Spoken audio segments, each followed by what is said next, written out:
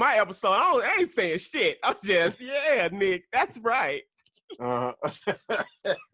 Yeah, cause and then the other time I went, I just chilled in the, the little, you looked out for me, and I was just chilling in the little VIP section, because I realized like I'm a comedian, but I'm not like a battle type comedian. It's just like a battle rapper.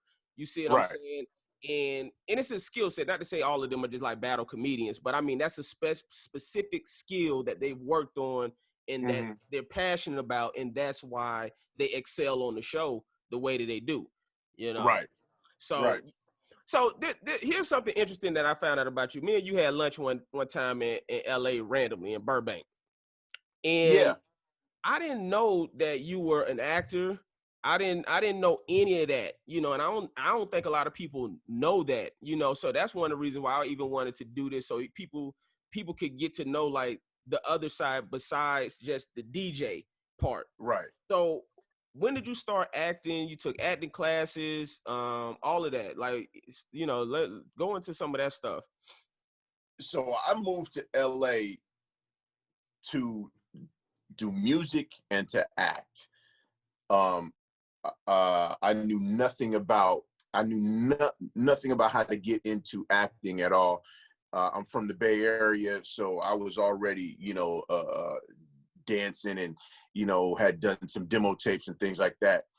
And this is like the early 90s, and I moved to LA. So these were real demo tapes. These are on tapes. This was a cassette tape that, you go get a bunch of cassette tapes and you press record and you finish that, you record 3 songs on there, and then you do it again off of the DAT tape or off of the 1/4-inch reel. And so I had a bunch of demos and I was doing that. And then, but I met some people while doing some shows up in the Bay Area and traveling around that were dancers, and they were like, yo, you should move to LA. You have a lot of charisma, and you're young, and you probably do well out there. And I said, what you mean move to LA? I said, where you live? They said, LA. I said, well, where are you from? And they said, well, I'm from New York, or I'm from wherever they're from. And I said, so you live in LA, but you're here in California, I mean, in the Bay doing this show, but you're from so-and-so, and you have an agent that does this and that. And they kind of schooled me to how it worked. And I said, oh, okay. So they said, hey, if you ever move to LA, hit me up. So stay in touch with them, moved to LA, got involved. They said, okay, well, why don't you, my agency is having an audition. So I go and I audition for this agency, and I'm thinking it's like, the Fame School or whatever. And I audition and I get an agent, but I'm dancing. I had danced at the audition and I get an agent. I had no idea it was just a dance agent. So I get there and I go and I have a meeting with my agent, and she's like, okay, so you need to do this, and this. Get your Thomas guide, and be ready to go on auditions. And I said, okay, so when can I audition for like Beverly Hills 90210? For anybody that don't know, Thomas guide is pre-GPS, right? Exactly. Because even I didn't use a Thomas guide, but I remember hearing people talk about it like a sundial. Like before there was a clock, there was a sundial. So before GPS, there was a Thomas guide. All right. Exactly. You had to have a pager, a beeper, and you had to have a Thomas guide. And your Thomas guide, you put it under your seat in behind your front seat or whatever, and then that was your navigation. Wow. Anyway, so I said, okay, so when can I audition? After I got my agent, she said, okay, so you signed to the agency, whatever. So I said, so when can I audition for like Beverly Hills 90210 and Fresh Prince of Bel-Air and things like that? And she said, this is a dance agency. You're going to go out on some auditions for music videos and some tours and things like that. And I was like, oh. She said, you need to get a theatrical agent. So I said, oh. So I, started doing that. You get with those little Rudy Poot agencies and things like that. Mm-hmm. And that's kind of how it started. And then I started like in the mid to late 90s. I think I booked my first commercial in like 93. What was it? It was Reebok, something with Coolio. I don't know. Oh, it was something. That's solid. Yeah, it was something with Coolio. And People it like, was cool. who the hell is Coolio? I know there's a lot of So people. yeah, Coolio was a dope rapper. yeah. So y'all gonna have to get your Wikipedias and encyclopedias and things like that for some of my references, because I've had a bunch of different careers, a lot of years in it. That's what I'm talking. It was the same way. I did one with Paige Kennedy. You know, he was on tour with Biggie. You know what I'm saying? So Wow. yeah, man. So I mean, yeah. But anyways, I'm listening. So where was I? Oh yeah. So we did this commercial. We did it down in Long Beach at the piers and whatever, and it was a trip. You know, the commercial came on a few weeks later, about a month later, because you know you did a commercial and then it's aired about a month later, and it was a trip to see me on TV, like real TV, like, you know, just, and you never know. It's not like they send you, it's not like, you know, on the guide or a TV guide or whatever like that, you know, it says, you know, say Fresh Prince is playing, and then it tells you the commercial that's coming on after that. You get surprised that you just like pop on the TV. Right. So that's what ended up happening. And I was like, well, I got to keep doing this. So then I started auditioning more for commercials, and I did a lot of commercials in the, like, you know, mid to late 90s and early 2000s. But I was also like dancing and doing tours. Like I danced for a kid named Quindon.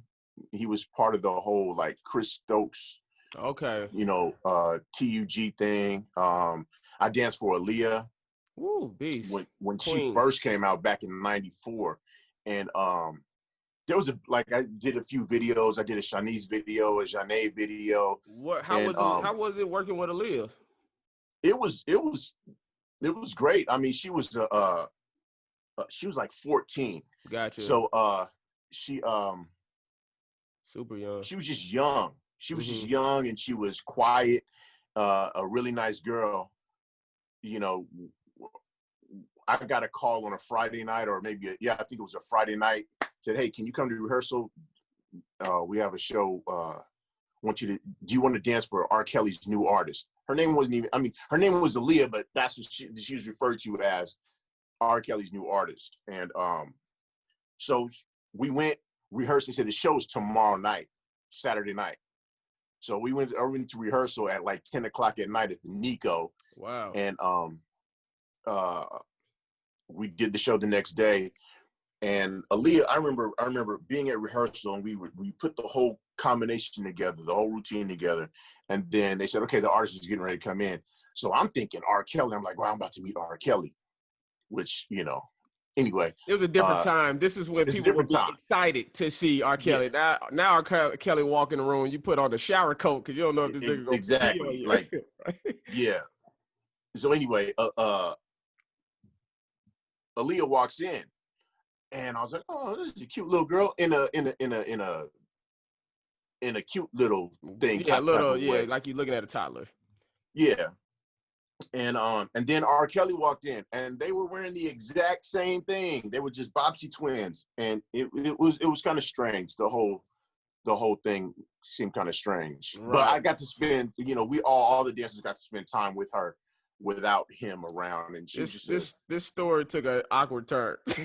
Yeah. Anyway, so yeah, I danced for Aaliyah for a couple times, and then that was that. Who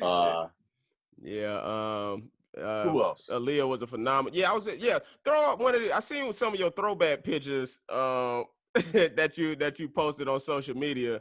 I'll be IG stalking before I do these. And so who are some of the other? Let's see. Yes. Explain this picture, D-Wrek. Okay. I was that's like, okay, I was in Korea when that one took that picture. So I auditioned for this group. First of all, I had been writing and producing music for some K-pop acts. Okay. In early 90s or late 96, early 97.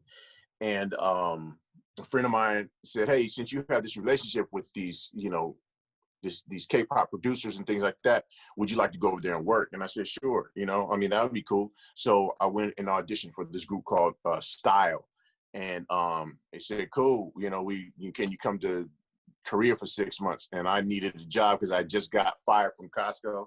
I was a cashier at Costco, and I just got fired from there. Lee was also fired from Costco or Walmart or somewhere. Yeah, man. I was getting bread too. I was making $15 an hour over there. Hey, anyway, turn up.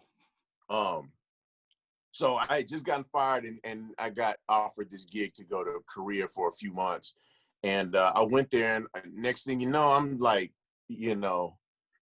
taking pictures like that. I'm magazines on all the TV shows. I start working with other groups out there and stuff. And it ended up being a really good experience, and came back, and I needed that here, needed that same type of feeling. So are you still auditioning? Are you still pursuing acting, or did you kind of let the music, the being a DJ, or you don't have time because of Wildin' Out, or is that something that you still have interest in doing? I definitely I do audition, but I don't get, for some reason it's really hard for me to get a theatrical agent, but I have a theatrical agent, and they're good guys, right? And I've gone out a little bit. Wildin' Out, when I do Wildin' Out takes up about a month. The taping of the show takes up about a month of my time. Oh, that's not bad. And then, but it's the tours. The tours will keep me away for like 2 months, 2.5 months and things like that. But other than that, what's that? 3.5 months out of the year. Right. And that's then still a good amount of time that you have. Right. There's still a good amount of time to be home and auditioning and things like that. But so I really, when it comes to acting, I probably need to focus more on that. It's kind of hard to, at least for me, I feel creative in so many different areas. Like I got a whole studio here. Sometimes I just get up 4 o'clock in the morning and I just put something together, and then I got cameras and I want to